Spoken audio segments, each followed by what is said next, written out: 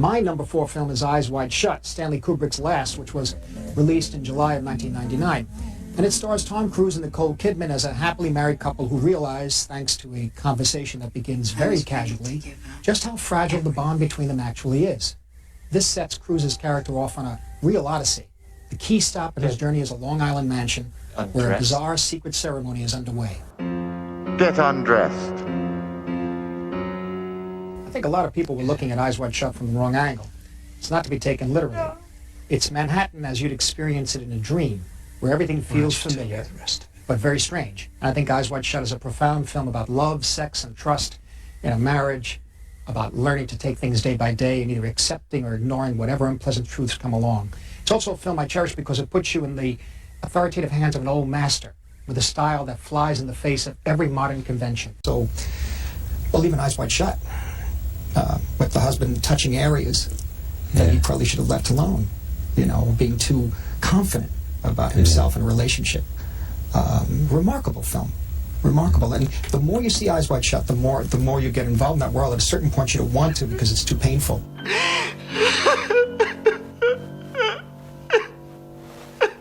But it stands up. Bertolucci was saying this in Rome.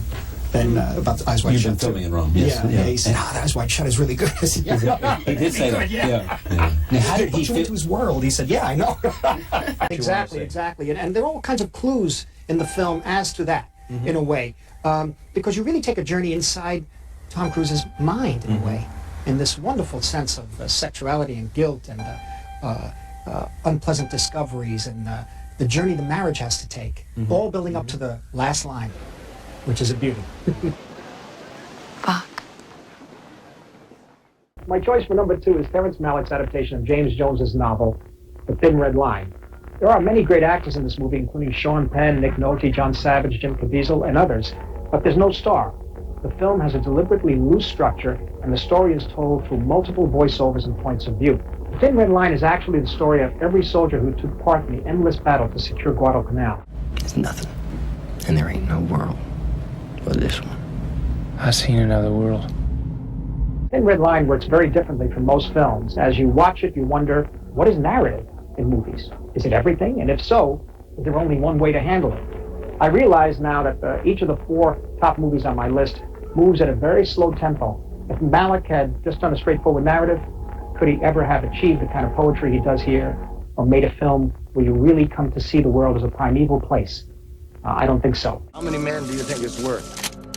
How many lives? There's nowhere we can hide, except in each other. Well, it takes you to a place in time. It takes you to a place. You begin to think about, you know, what are we as human beings?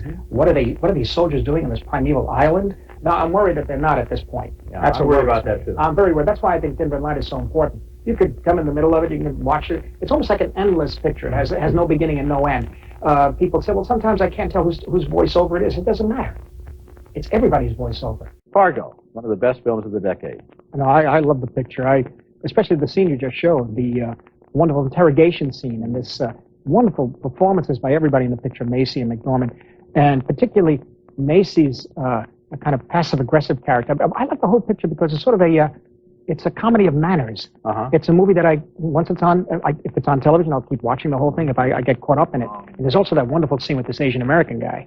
Everyone else seems to be holding back their emotions, and this guy completely disintegrates. I'll sit over here with you, and she says, no, I think you better sit back over there. But then, the next morning, she calls her friend, and she finds out everything that guy told her was a lie. Yeah. And that's when she decides to go back and talk to Macy again in the scene we just saw, because she realizes maybe this guy was lying too, and that's her entry into the whole case.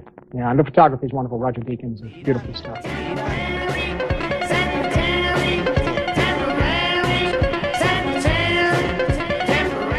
What I love about the picture is the structure, the way he tells the story. There's many different stories, and literally the humor, the irony, and all based on the bedrock of American pop culture, which threw me at first in terms of, at first I approached the picture as a kind of realistic film, in a way, or naturalist, not naturalistic, but realistic in the way these people would behave. But who are these people? I never met people like this. In the 90s, that existentialism, the idea of what we do with our lives, has been replaced by irony, and so that everything has quotation marks around it.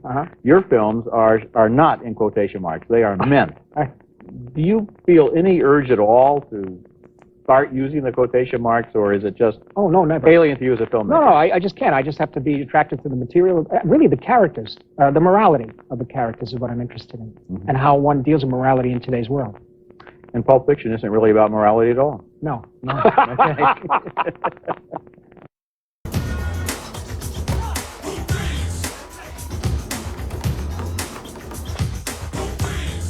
Well, I think it's an extraordinary film. I mean, you have real people becoming dramatic characters. You follow their lives like everyone's life, I think, is a drama, in a way. And the dedication of the filmmakers was remarkable. It reminds me, it goes back to Flaherty, where they live with the people and stay with them for years. And again, this is a new, interesting look at storytelling. And what's great, too, is you begin to see the relationships in the family and how they change, the boy and his father. You got old legs, Dad. Old legs. When we reviewed the movie on this show, Gene Siskel said that the best scene for him was where the mother turns out to have been attending nursing school. Oh, that's a great and she has her graduation. Oh. He says that's where the crowd should have been, not at the basketball game. Just catches you, that scene.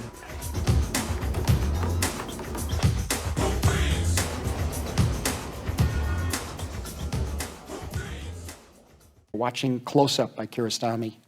Have you seen that one? Yes. Yeah.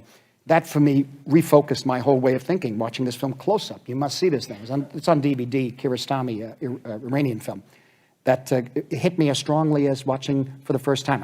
I can't say for the first time because I was 5 years old when I saw neorealist films for the first time, but has that emotional impact, I feel. And so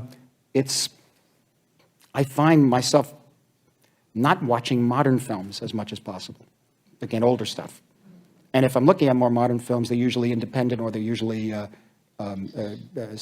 Southeast Asian or Iranian or that sort of thing. Now I'm thinking of Close Up.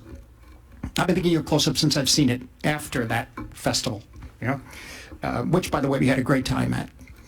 Became very good friends. I'm thinking of Sadzian. Is that how you pronounce it? Yeah. In Close Up, when he's speaking before the court about why he pretended to be Moshe Makhmalbaf. Quote, "They gave me their attention." He's talking about the family now that he deceived. "They gave me their attention and respect," he says of the family. Quote, "because of my passion for cinema, and above all because they respected me and supported me morally, I really got into the part. It encouraged me to play the role better, to where I even felt I was a director. I really was. But when I'd leave and I'd head back home, I'd have to shed the character," unquote. You know, what he couldn't do in his everyday life, the life of a poor guy who couldn't even afford to buy his kids some treats, he could do that in the role of Makhmalbaf. And that is interact one-on-one with the members of the family without being judged or condescended to or ignored altogether. Through the experience of cinema, creating cinema, even without filming the camera, he exists and he matters. You know, why did he have to play the role of a director? Well, he could have been a businessman, but it's not about money. It's not about money. It's about mutual respect. It's about humanity. So I'm so moved by this. I was so moved by that film.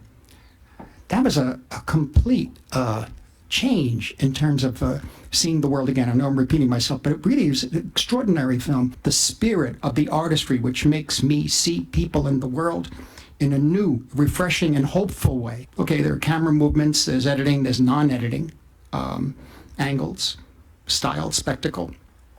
And I guess to a certain extent that's all true. You take that into consideration. But all these things add to a certain love of cinema, right? But technique and technical sophistication affects us only to the extent that they help work to create simple, direct contact between the filmmaker and the audience. Flashes of fantasy. Fantasy. Flashes of fantasy.